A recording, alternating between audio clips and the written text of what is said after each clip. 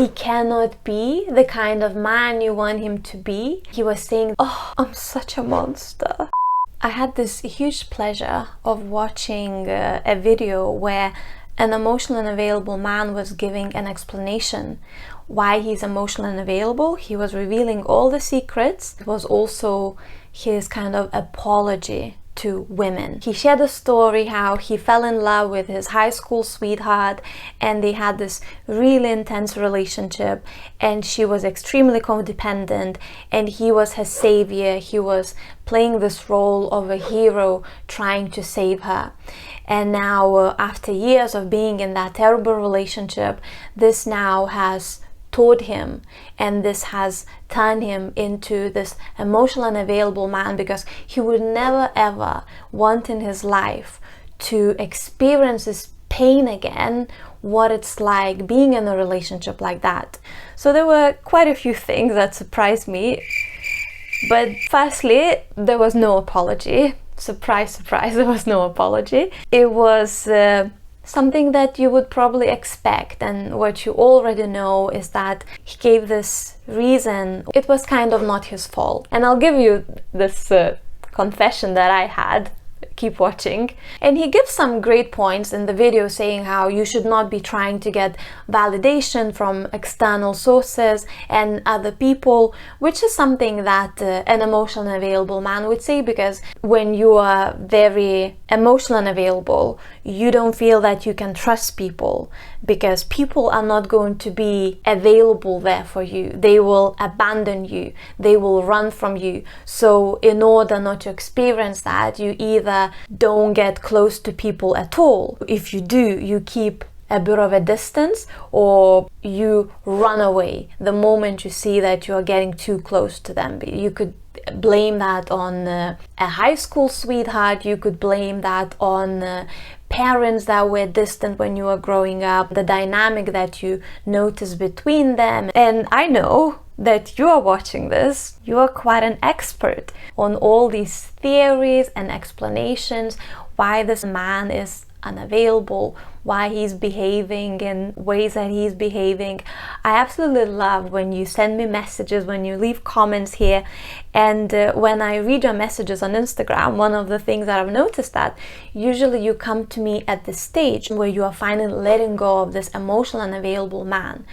And what I've noticed, there is this tendency of you sometimes turning into this absolute expert. So I consider myself quite well versed in the emotional and available man. I'm trying to come up with academia fancy word for this thing. Realm? Okay, I'm going to use the word endeavor. Yes, so I consider myself quite well versed in the emotional and available men endeavors, and I'm an author of 2 books. I have this channel, which makes me very happy when you subscribe to my channel. However, some of the things that you share with me, those insights that you share with me, some of that stuff is very new. Titles that you are giving this man, and you are telling me how you've been researching and you realize that he is now XYZ. I understand. I totally understand how comforting it is to go online and find certain videos where now this man is put in a certain category. And look, I am guilty of that as well. All the videos that I have about the emotional and available man, I'm also putting into this one kind of category for you to find it easier to find. But I think there is danger of wanting to put this man in a certain category, then come together in a community with other women, and you are sharing all those things, you keep educating each other what is wrong with him and all this. I understand how comforting it is, and you feel that you are getting answers. However, I think while you are spending all this time and energy gaining your PhD in stonewalling and was that convert narcissism, why don't you use that energy towards yourself? No matter what matrix you're going to break in regards to this emotional unavailable man, what kind of algorithms, explanations, formulas you are coming up with, even if you find the answer, the reality is still the same. He cannot be the kind of man you want him to be. He cannot love you the way you want him to love you. He cannot commit and he cannot show up the way that you want him to. All these confessions, all these explanations, and I'll give you this confession that I had, keep watching, from the Emotional Unavailable Man. But I think, what if you focus that energy understanding yourself better and getting to know yourself better? Because when you are involved with someone who is emotional and available, when you are involved in that toxic relationship, very often you forget who you are and you neglect a lot of parts of yourself because you spend so much time trying to understand all the attachment styles, and maybe spend so much time thinking that if you just do things by the book, if you just do things right, maybe you can turn yourself from anxious to safe, and then you can hold the space for this avoidant. Like this video if you know exactly what I'm talking about, because I was in that situation. Actually, I was. So what if instead of getting that confession from the emotional unavailable man, what if instead of trying to break the matrix, you spend the time to get to know yourself? So then in your next relationship, you're showing up differently. Because when you attract someone, it's not because that poor me, why this happened to me. And I know if you've been watching my channel, you are not in that mindset. You are understanding that it's also what you did and how you are showing up. So how can you focus more on, okay, what was I doing in that relationship? How was I showing up? What parts of myself have I neglected? Because this could be the reason why you decided to stay in that relationship for such a long time, because you neglected parts of yourself.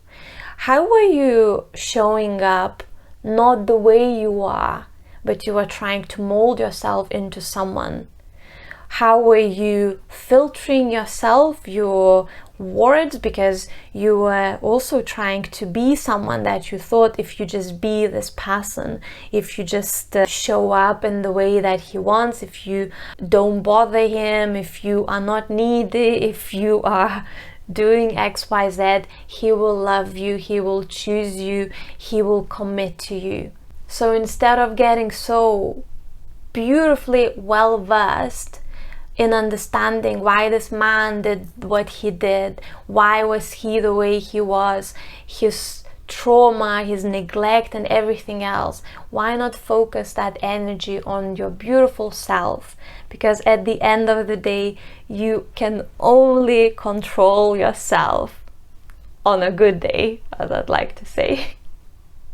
So okay, my little story of a confession, of the confession that I received from the emotional unavailable man. It's so crazy because this happened now, you know how many years ago? I'm 35 now, so well, like 8 years ago or something? No, more than that. Anyway, it's the same guy who is the main character in my second book. I still remember exactly where I was sitting, where he was standing by the window. It was not long after I found out that I was the other woman that he had for all this time. He was entertaining me, he had someone else in the picture, and he was saying this thing, "Oh, I'm such a monster. I'm such a monster." Oh dear me. And then I remember what happened then. I was comforting him when he was saying that he's a monster. I was comforting him with all my beautiful love and warmth and compassion. And in my head, I was convincing myself why he's not a monster. And I was also finding explanations, excuses for his behavior, excuses for his lies and why he did what he did. And I was trying to understand him. And also I tried to talk myself into this narrative that what he did is not so wrong, it's okay, I forgive you, what you did is not so wrong. And look, I am all about forgiveness, I'm all about not holding those grudges. But it's a very big difference between forgiving someone and coming up with stories in your head that this won't happen again.